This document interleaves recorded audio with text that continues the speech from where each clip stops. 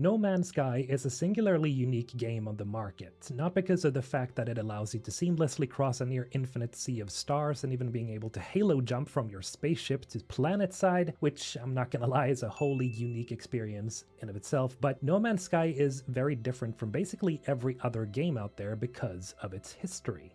You see, the story of No Man's Sky is one of not only overpromise, but complete and utter betrayal, and how one man and his small team has worked tirelessly for 9 years to make up for it. I remember it like it was yesterday. No Man's Sky was first featured on VGX 2013, which is more than 12 years ago, but its first big trailer was at E3 2014, and it took the audience by storm.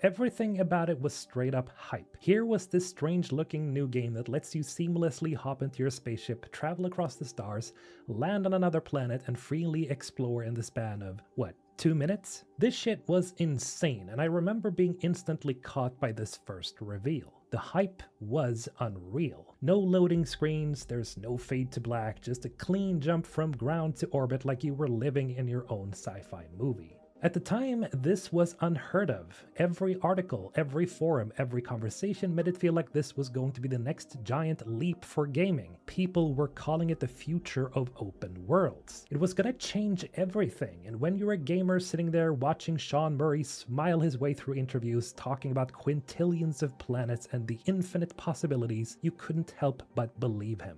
The thing is though, hype is like a black hole. It just pulls more and more in until nothing can escape.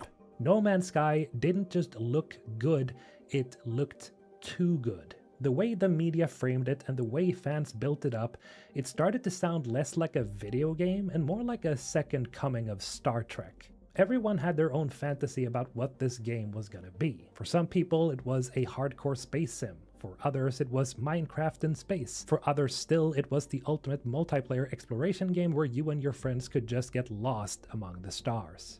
The truth? It wasn't really any of those things, but we'll get to that. Because before all that, there was this golden period where anything seemed possible. You'd see all these amazing video clips and you'd think, yeah, this is it. This is the one.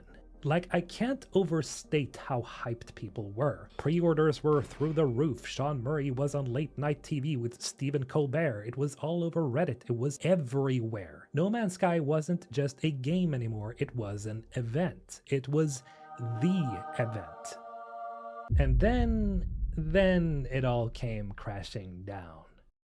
When the game launched in 2016, reality hit like a meteor. Instead of this endless universe full of wonder, the one you actually got was, well, kind of empty.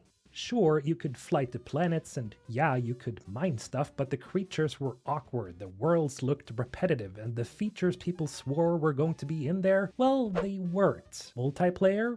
Well, no. Epic space battles? No. Complex ecosystems and huge alien civilizations?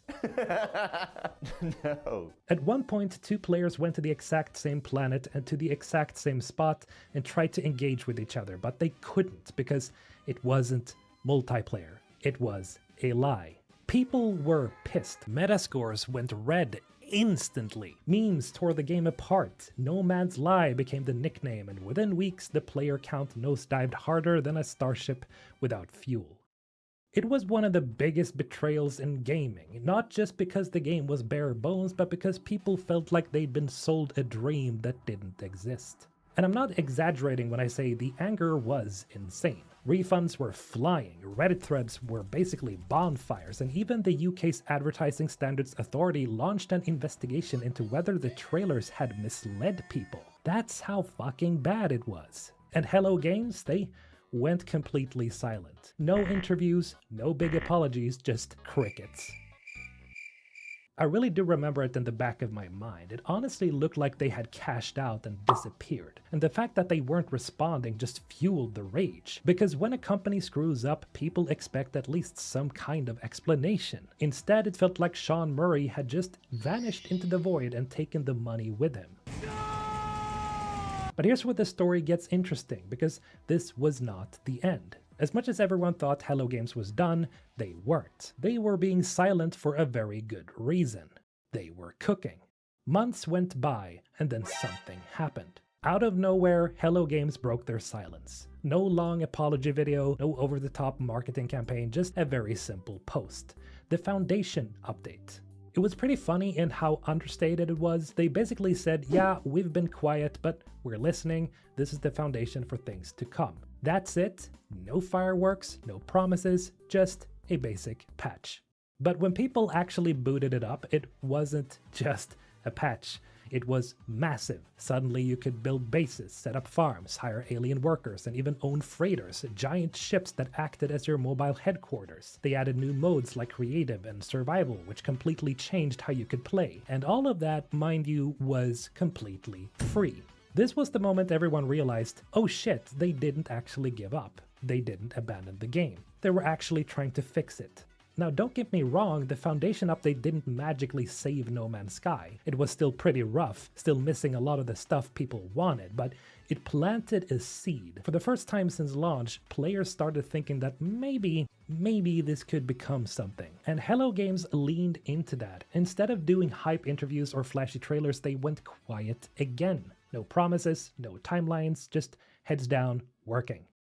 After Foundation, the game wasn't fixed yet, but you could feel the direction changing. And then almost like clockwork, another big update dropped, Pathfinder. Suddenly you had vehicles to roll around planets in, actual ship classes to collect, and even a photo mode for all those alien landscapes. It wasn't flashy enough to win everyone back, but it was momentum. And that's the key here. Momentum, because Hello Games stuck to this cycle of disappearing, then re-emerging with something substantial.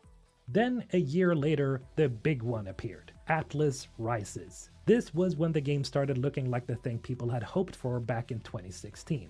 30 hours of actual story content, new lore, portals you could activate, a proper mission system, way more diverse planets, and yes, even a form of multiplayer. Yeah, okay, you couldn't really see each other yet, just little glowing orbs floating around, but after the disaster at launch, even that was a huge deal.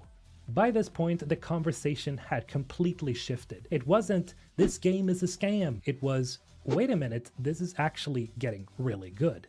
People who refunded or rage quit at launch were starting to poke their heads back in, just to see what had changed. I know I did. And most of the people came away saying the same thing. It's not perfect, but it's getting there. Then in 2018, it finally happened. The next update. This was the one that really flipped the script. Multiplayer was in for real this time. You could actually run around with your friends, build massive bases together, and explore as a group. They added third-person mode, better visuals, and gave the whole thing a fresh coat of paint. It was pretty much the relaunch of No Man's Sky. Next even coincided with the Xbox release, which meant millions of new players were jumping in for the first time, and they weren't seeing the broken 2016 version anymore. They were seeing a game that had learned from its mistakes and actually delivered on its promises. The reviews started swinging back up, the community started filling with excitement instead of salt, and for the first time in 2 years, people were saying something nobody thought they'd ever say again. No Man's Sky is worth playing. No Man's Sky is a weird game, because it really should not have survived. Most games that launch in that state either die with a silent whimper or get a sequel slapped on them a few years later. But Hello Games didn't do that. They stayed, they worked, and they built. From the insane hype of 2013 to the crash and burn of 2016 to the cautious optimism of Foundation to the big shift with Atlas Rises and then the full-blown relaunch with Next, it's been a 9-year climb. And the crazy thing about all this is that they never charged a dime extra for it. Every single update, every expansion, and every rework have all been free. And that's over 30 plus updates. It's absolutely crazy. It's even gotten to the point where people are saying stuff like, we have money, Sean, because at this point it's just sheer insanity to keep giving out free updates like candy. In the end, the narrative surrounding No Man's Sky has flipped. The No Man's Lie memes disappeared, the Steam reviews went from overwhelmingly negative to very positive, and people started holding it up as one of the greatest comeback stories in gaming. And they're right, because now in 2025 you've got Voyagers, an update so ambitious that Hello Games had to rework the engine just to make it happen. Buildable Corvette-class starships, walkable interiors, full spacewalks, multiplayer crews, stuff that 10 years ago would have sounded like another Sean Murray dream. Except, now it's real. So yeah, No Man's Sky is a beautiful redemption for Hello Games and for Sean Murray. No Man's Sky went from a cautionary tale to a gaming legend. And if nothing else, it proved one thing. Sometimes you really can fix the unfixable.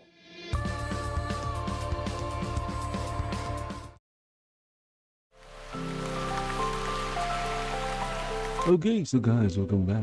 We're back in Shroud of the Avatar. Welcome back to the channel. And my avatar is here in White Rock. He just came, well, while the rise and fall of No Man's Sky was playing, which I hope would happen to Shroud of the Avatar in the future. Maybe. If the developers will maybe hopefully find the will the will to actually work on the problems that made players or gamers quit, or other players don't want to remove the reasons why other players don't want to even touch this game. Anyway, we're back here in White Rock. While the video was playing, my avatar traveled across Nubia from Graf Junk Mines to White Rock. It took like a minute.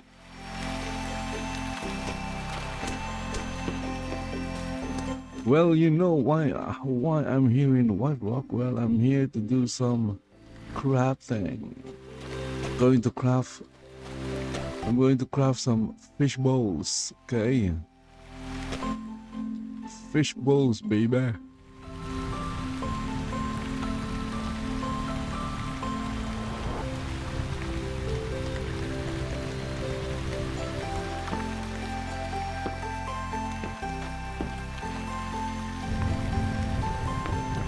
But before I do that, I'm going to salvage the things that my avatar also looted while mining.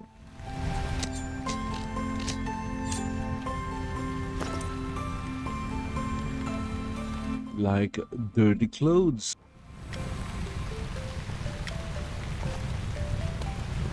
Oh, look at that, a gold ring. Wow.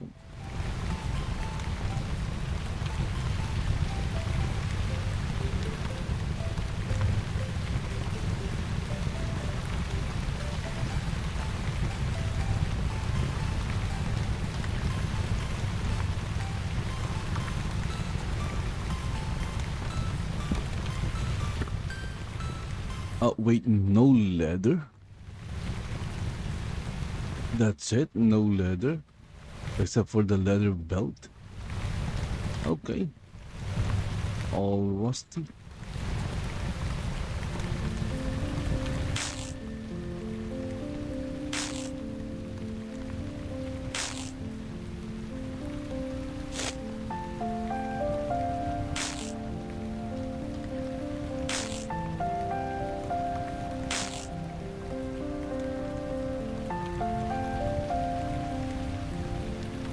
Okay, next we go to the other side.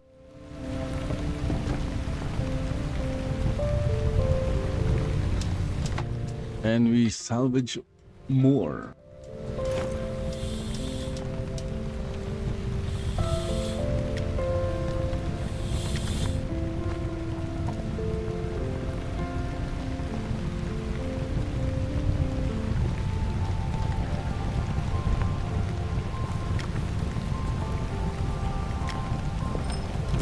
We salvage all the things that can be salvaged in the blacksmith station.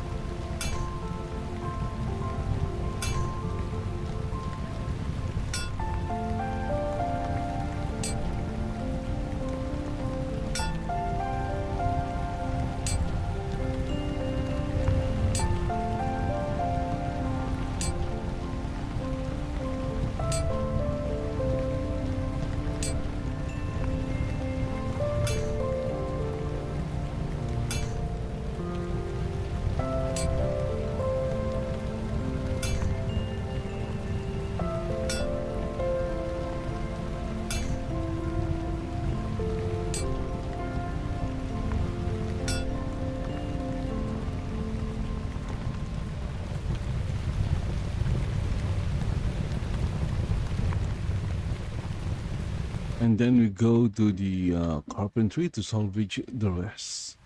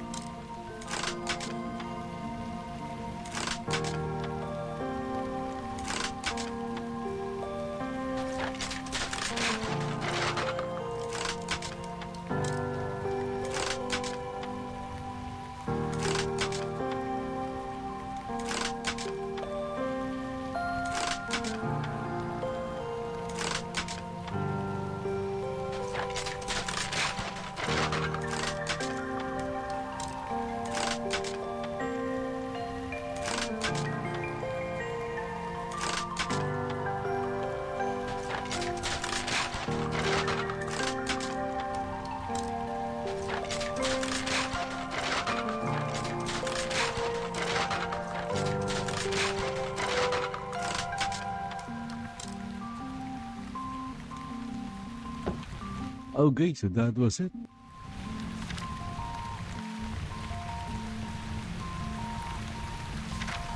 I need a chunk of coal and shit mold. Let's go get those.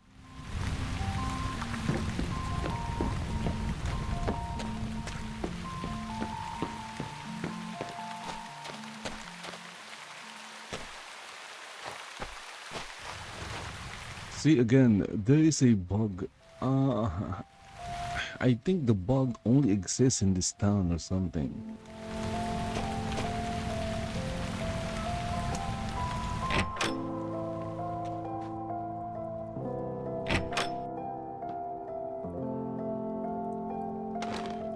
Okay, I need a chunk of coal.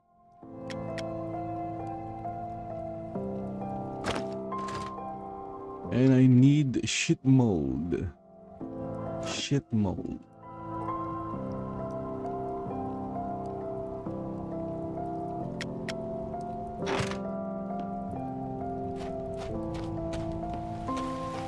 Then head back to the crafting stations. And I need to craft. I think it's blacksmithing.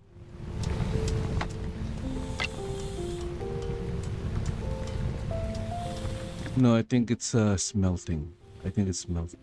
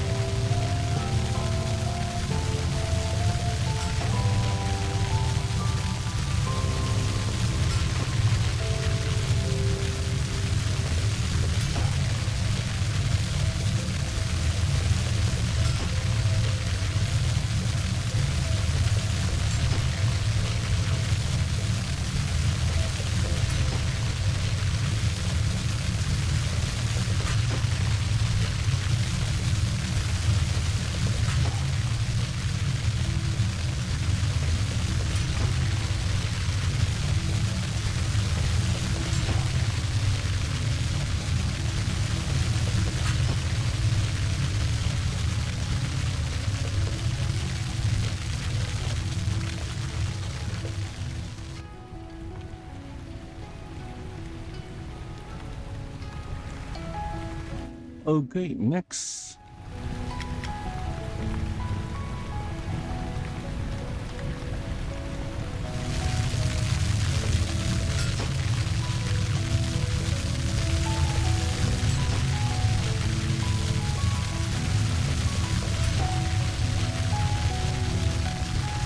And then next.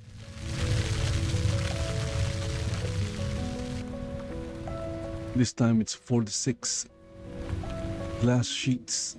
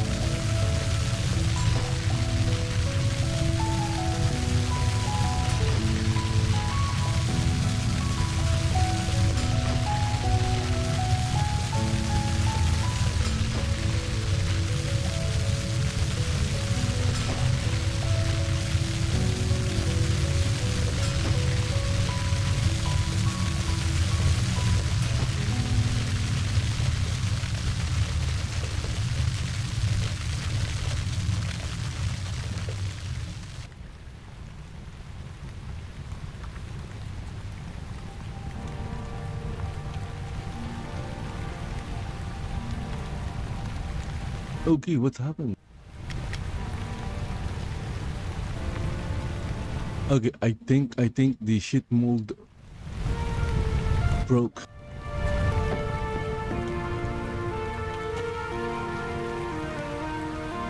Well, I just have to buy a new shit mold.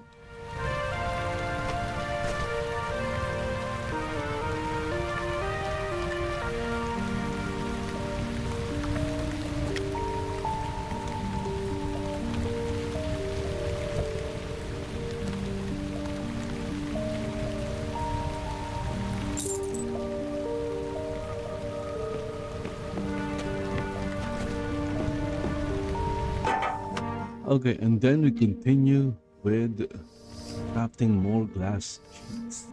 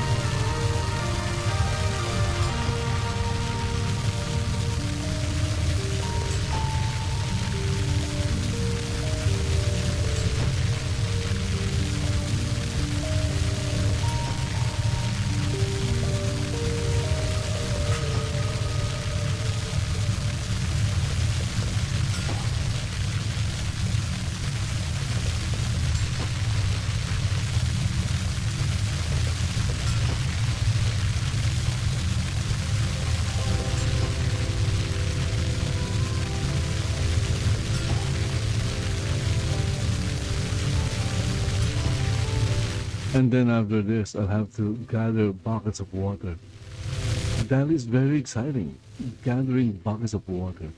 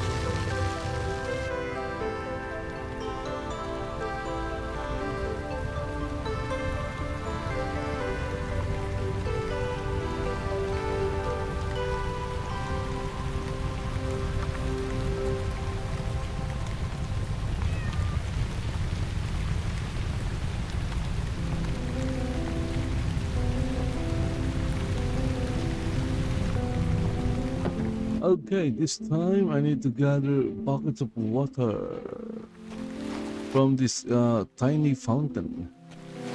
Oh wait, is there another fountain nearby?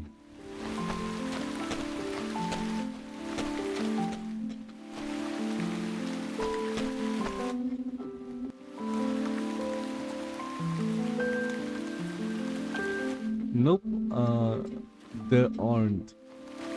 There aren't any other fountain nearby. So I guess I'll have to use this one.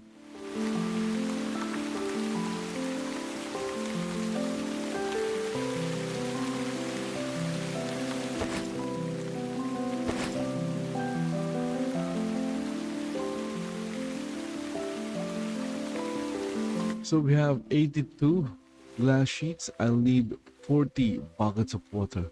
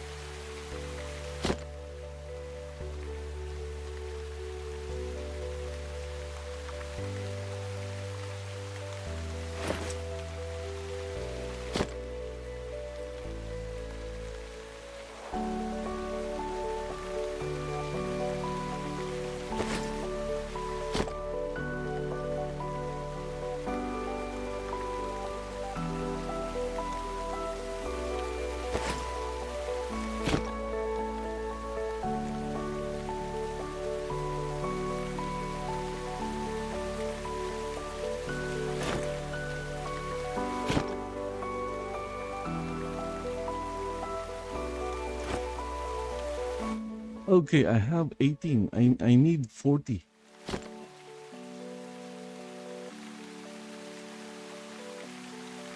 That means I'll just have to keep going. Like an energizer bunny.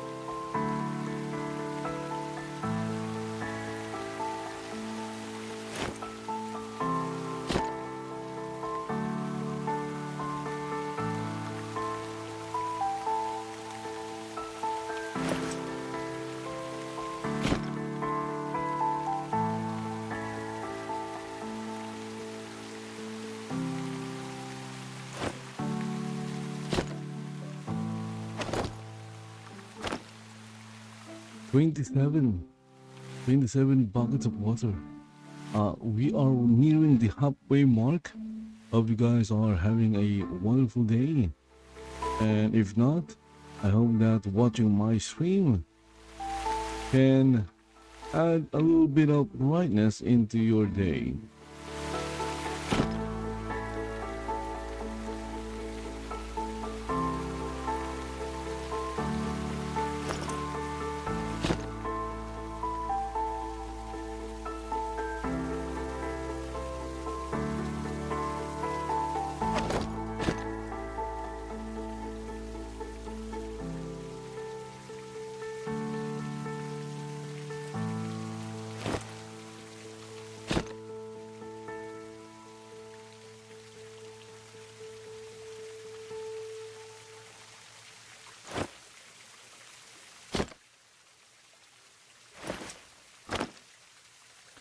Okay, just 8 more to go. 8 more to go, my goodness. You can see why it's repetitive and tedious.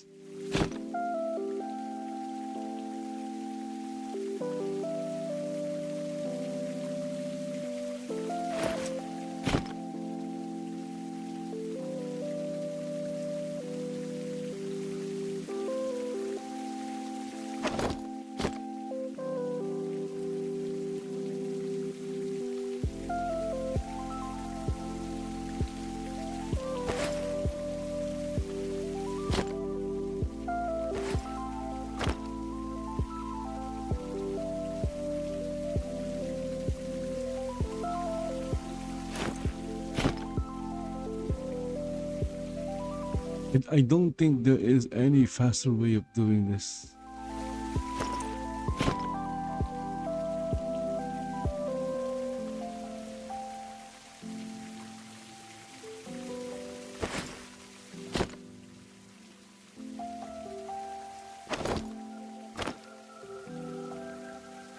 This is the last one. This is the last one.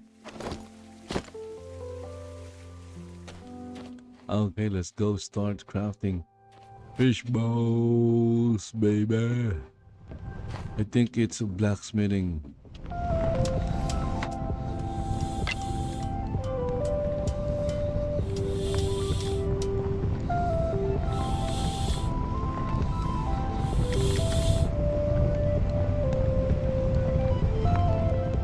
Okay, I'll be able to craft 16 fish bowls, baby.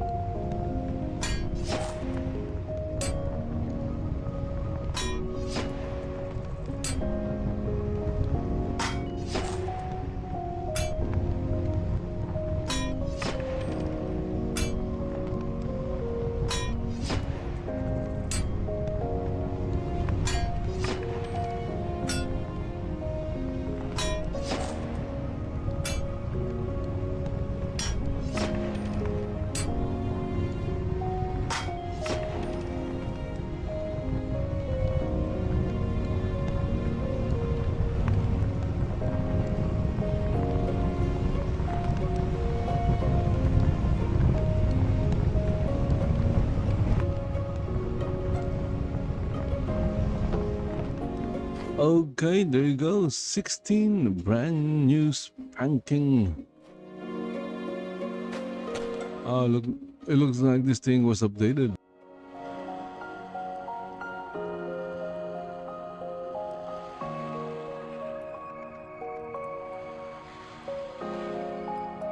Ah, okay, someone's like selling anomalous carrots for like 88k. What? 88 million for an animal carrots. What are you doing? That's so insane. Oh my god.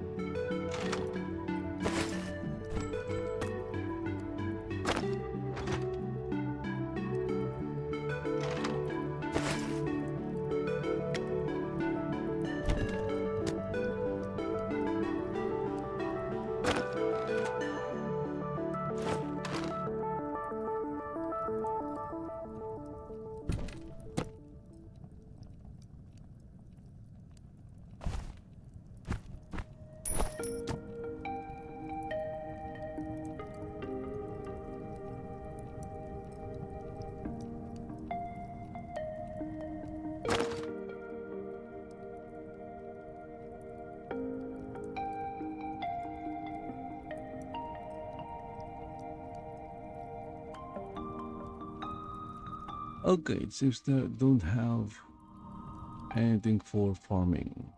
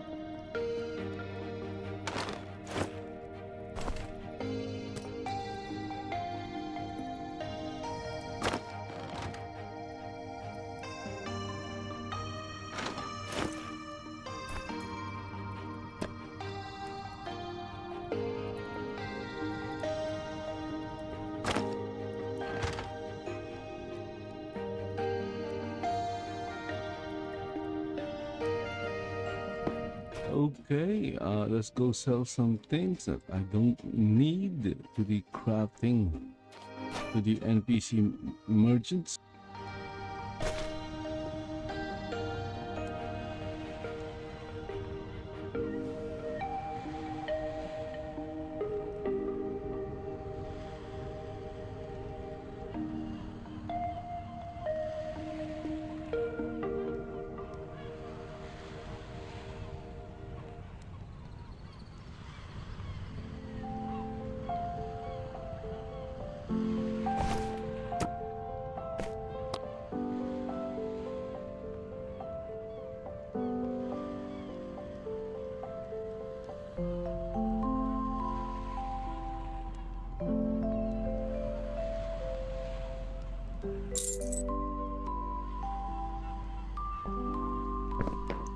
Oh, I guess now I'm heading back to Frogtown.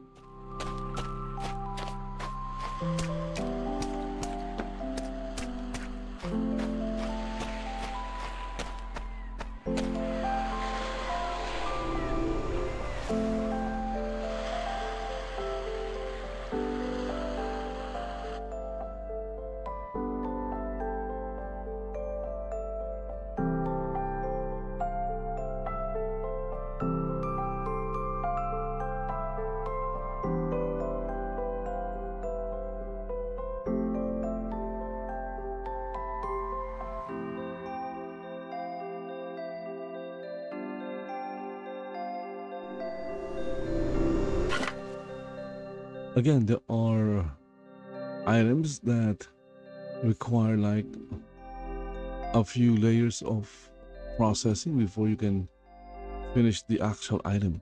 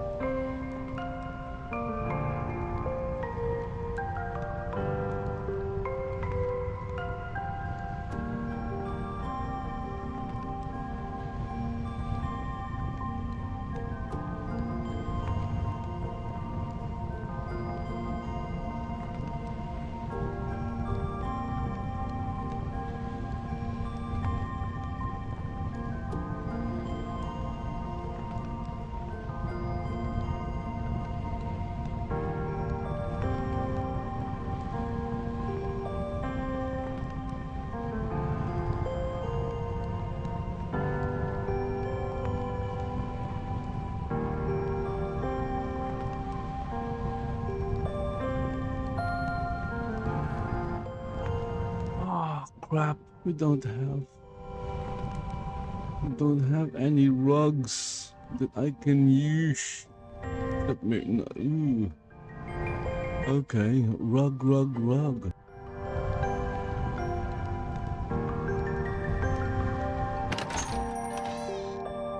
Let's do a vendor search.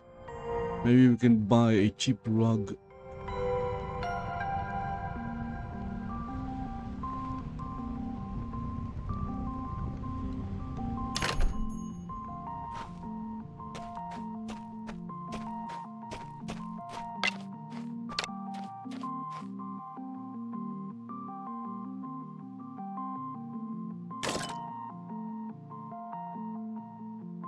Okay, so I'm set to private, but I'm not in private.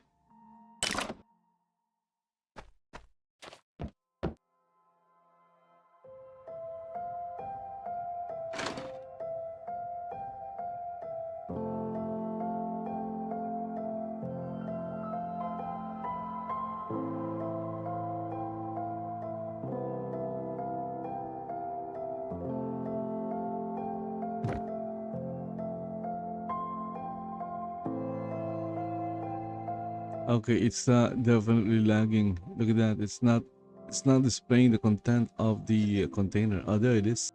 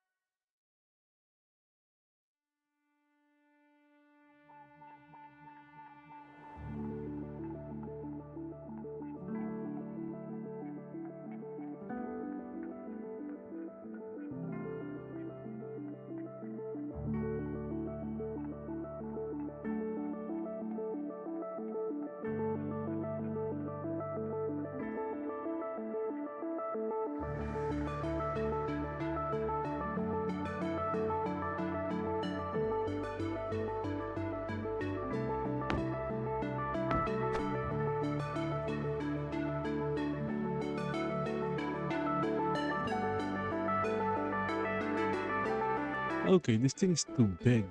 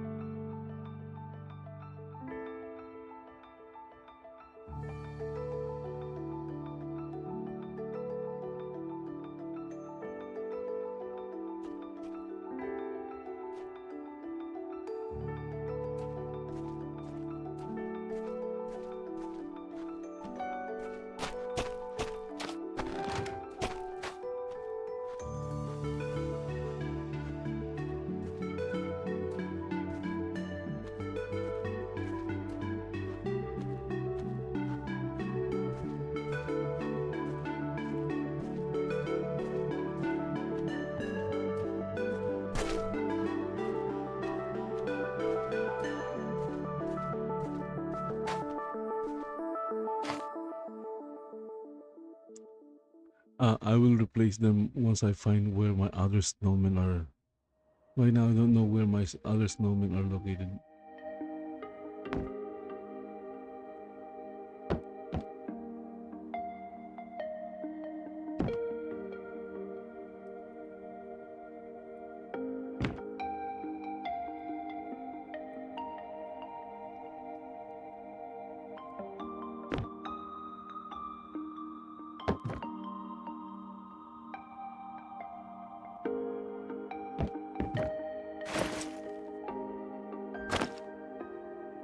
Ah, look at that. It says there game over. Okay, so going to end the stream here. That's it for the hour. I'll be back for another hour. Yeah. Thank you for watching. Hope you guys enjoyed the stream. And if you did, please consider following the channel in YouTube, in Twitch, Kick, D-Live, or wherever you're watching this. So thank you for watching and see you in the next one. I'll still have to find where my other snowmen and other decorations are. Bye bye for now.